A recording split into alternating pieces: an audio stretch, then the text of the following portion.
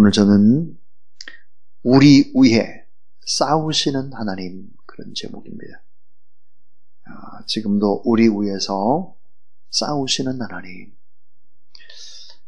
성경은 하나님을 싸우시는 하나님으로 말씀을 합니다. 특별히 구약 성경을 읽어가다 보면 성경이 마치 전쟁의 책인 것처럼, 하나님께서 전쟁의 하나님인 것처럼 그럼 느낄 때가 참 많죠. 에베소 6장 10절에 바울도 우리의 싸움은 혈과 육에 관한 것이 아니라 공중 권세 잡은 자의 싸움이다 그랬습니다. 자, 예수 그리스도를 내가 마음속으로 영접하는 그 순간 우리는 원하든 원하지 않든 관계없이 영적 싸움에 참여하게 됩니다. 자, 그리스도인이 된 순간부터 이런 영적인 싸움에 돌입을 하게 되는데, 영적인 성숙을 위해서는 이런 매일매일의 싸움이 필요한 것이죠. 선교지에 교회가 세워지고 교회가 잘 성장하는 것은 영적 싸움에서 승리했기 때문이다. 이것이 바로 성경입니다. 신앙은 영적 대결의 한 부분으로 우리가 신앙을 인식하지 못하면 신앙은 성숙하게 자라날 수가 없습니다. 악한 사탄의 세력은 지금도 우리를 공격하죠. 뭘 공격할까요? 공격하는 핵심이 뭘까요? 우리의 생각입니다. 우리의 생각. 우리의 생각에 영적인 것이 아니라 세상적인 것, 이런 것들을 계속 집어넣는 것입니다. 우리의 싸움은 생각이죠. 악한 세력이 집중 공격하는 것은 생각입니다. 또 하나 우리의 마음이죠. 우리의 마음. 이 마음이 얼마나 소중합니까? 이 마음이라고 하는 것은 소우주와 같습니다. 이 마음을 공격하고 그 다음 몸을 공격합니다. 우리의 몸은 걸어다니는 성전이잖아요. 몸을 공격하고 그 다음 우리의 양심을 공격합니다. 양심이 점점 부뎌지도록, 그리고 죄책감에 쌓여서 신앙생활을 기쁨과 감사와 평강으로 하지 못하도록 우리의 양심을 공격하는 것입니다. 또 하나 약한 세력이 우리를 공격하는 것이 있죠. 그것은 의지를 부추기는 것입니다. 우리의 의지를 부추겨요. 그러니까 내 힘으로 뭐가 된다, 너는 할 수 있다, 하나님이 없이도. 그래서 우리의 의지를 부추기죠. 그래서 사실은 인생은 내 힘으로 살 수 없고 하나님의 능력으로 살아야 되는데 자꾸 교만하도록 막 부추기는 거예요. 하나님의 뜻대로 살지 못하도록 공격하죠. 오늘 우리가 읽은 성경 말씀에 보면 하나님은 어떤 분이실까? 보복하시는 하나님, 싸우시는 하나님이다, 그렇게 말씀을 합니다. 자, 오늘 이 본문 속에서 우리는 또 몇 가지의 중요한 것들을 이제 교훈으로 받도록 하겠습니다. 자, 바벨론이 왜 망했나? 우리 그동안에 나라와 민족과 개인은 왜 망하나? 왜 하나님의 심판을 받나? 이런 걸 수없이 이제 우리 에레미야에서 보았는데 주로 이런 것입니다. 왜 큰 나라가 망하고 개인도 망할까? 그것은 교만과 탐욕 때문이다 그랬어요. 교만과 탐욕 때문이다. 또 하나는 불의와 폭력 때문이다 그랬습니다. 또 하나가 우상숭배였잖아요. 그런데 오늘 이 본문 속에서는 바벨론이 망할 수밖에 없는 이유를 좀 더 구체적으로 설명을 합니다. 그게 뭘까? 하나님을 멸시했기 때문이다 그랬습니다. 하나님을 멸시했습니다. 이 말이 뭘까요? 하나님을 우습게 여긴 거예요. 하찮게 여긴 겁니다. 모든 죄의 근원은 하나님의 주권을 무시하는 것입니다. 그리고 하나님을 멸시하는 거죠. 살아계신 하나님, 그 전능하신 하나님을 우습게 여기는 것이 바로 멸망의 핵심이다 하는 거죠. 그 대표적인 사례가 뭘까요? 예루살렘 성전에서 많은 거룩한 성물들을 탈취해 갑니다. 전부 다. 이 탈취해 온 성물들을 자신의 장치상에서 술잔으로 사용을 하는 것입니다. 술잔. 기고만장입니다. 자신들이 섬기는 우상이 유다의 신, 즉 여호와 하나님을 이겼다라고 믿고 여호와 하나님을 능멸한 것입니다. 멸시한 것입니다. 우습게 여긴 것입니다. 거룩한 곳에 사용하던 이 성물들, 그걸 갖다가 술잔으로 썼습니다. 술잔. 이건 정말 여호와 하나님을 너무너무 멸시했다는 것이죠. 자, 여러분, 성전, 교회라고 하는 것이 결코 건물이 아니죠. 교회는 주님의 몸이라고 그랬어요. 주님의 몸. 그러니까 이 몸이라고 하는 것은 생명체고 유기체인 것입니다. 생명체고 유기체.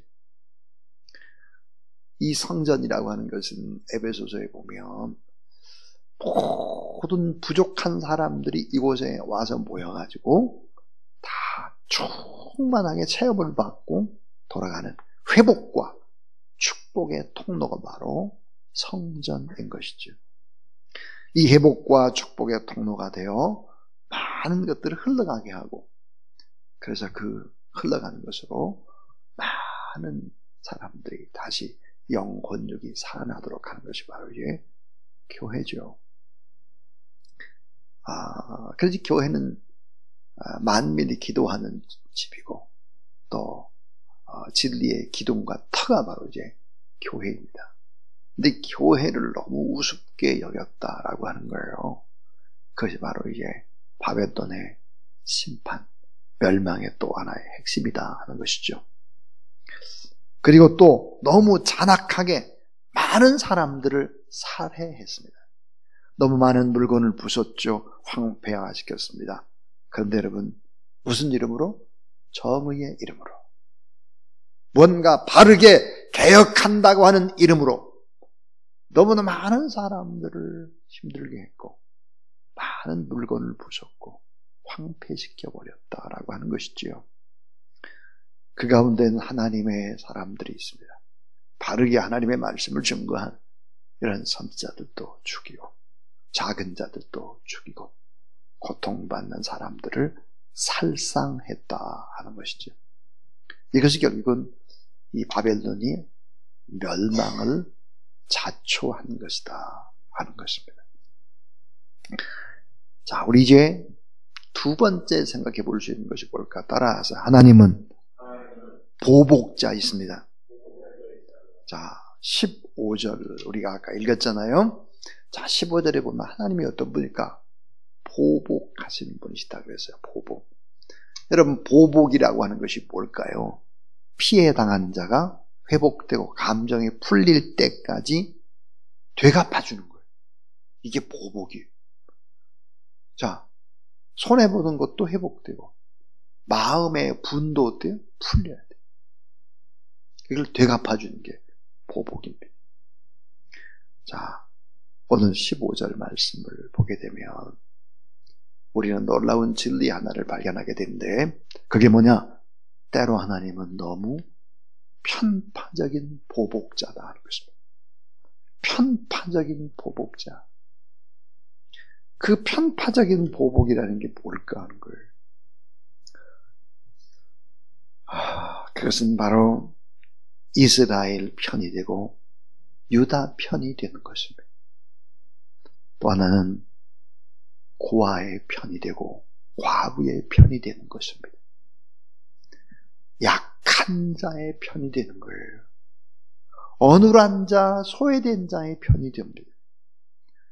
작은 자, 병든 자, 실패한 자의 편이 되는 것이지. 때로 하나님은 편파적이고 보복적인 하나님이시다.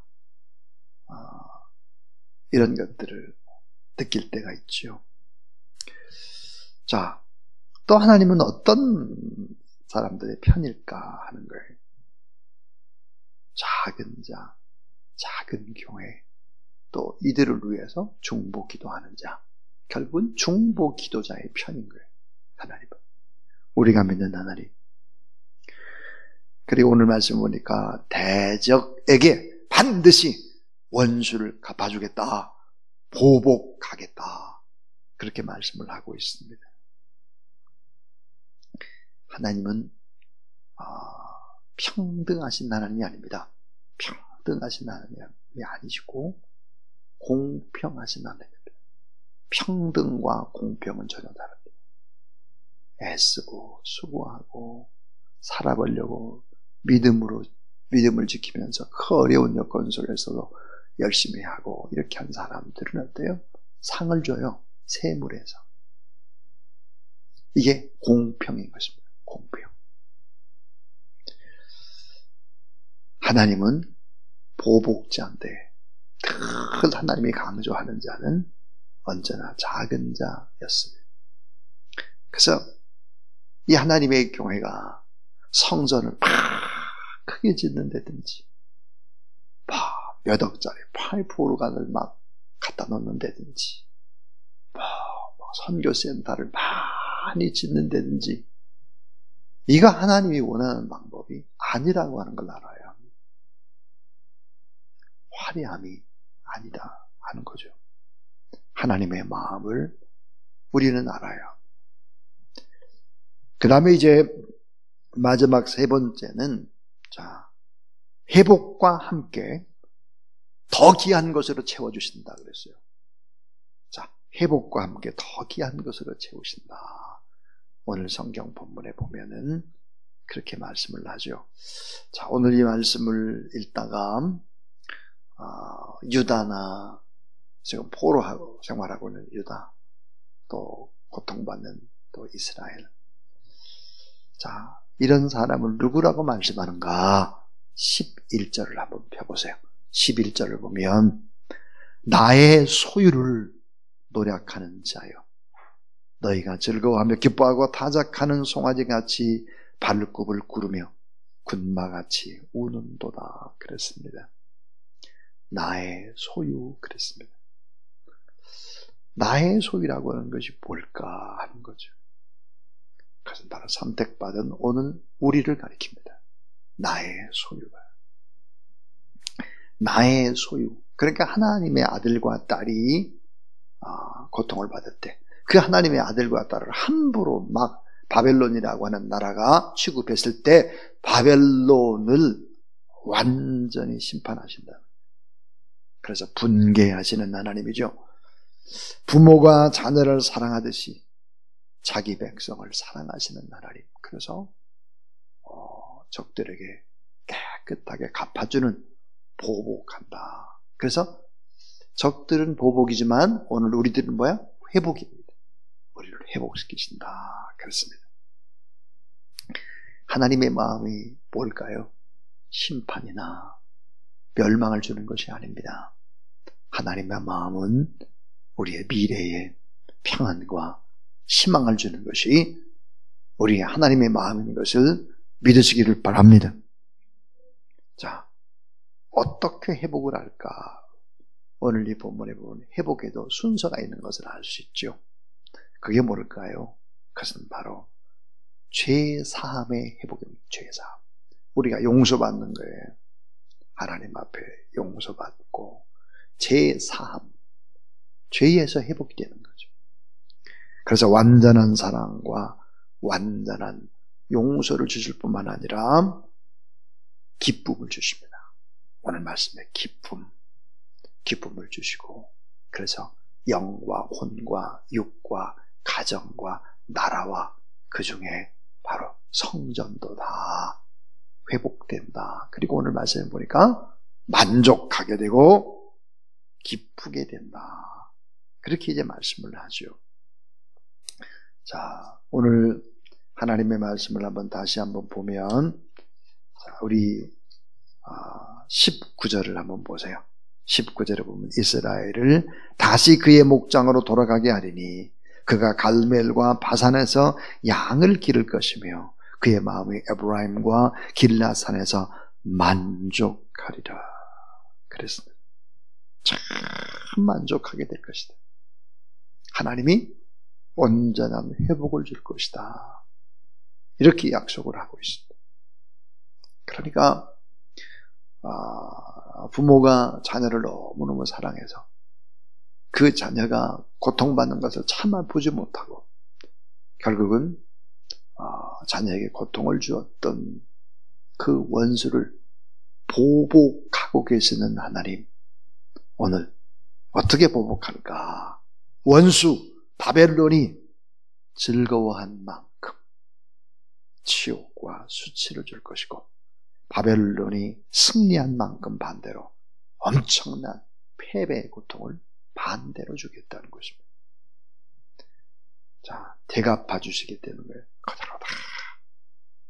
그래서 오늘 하나님이 우리를 너무너무 사랑하셔서 다시 회복시킬 뿐만 아니라 우리를 향한 하나님의 뜻은 언제나 평안과 또 미래와 아름다운 희망을 주시는 것이다.